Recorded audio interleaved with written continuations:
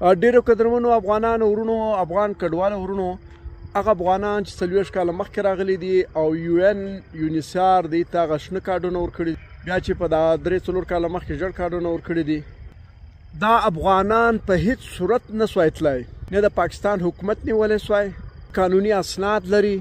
دا خلکو ته هیڅ هم نه وایي، نه ګرفتاره کوي. که ګرفتاره کوي دا د پاکستان د آئین خلاف ورزي ده. نو تاسو مه خوابدي کیږئ او مه زړه اچوئ، تاسو د دې وطن وګړي یاست، د لیبو اوسئ.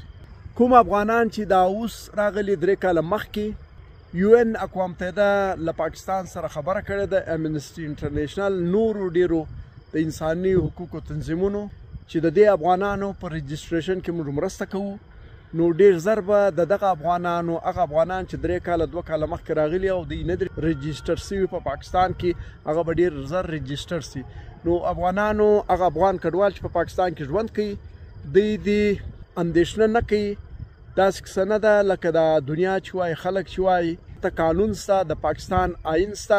د پاکستان په آئین کې هغه سړی چې 10 کاله تیر کړي، هغه د دې وطن اوسېدونکی دی، وګړی دی، شناختی کارت به ورکوي. چې دلته څوک پیدا سي هغه ته به لازمي شناختی کارت ورکوي. دلته چې کوم افغانان پیدا سوي دي هغه د دې وطن دی، د دې وطن وګړي دي، شناختی کارت لوکل به ورکوي. هغه افغانان چې د چا ښځه پاکستاني ده هغه ته به شناختی کارت ورکوي.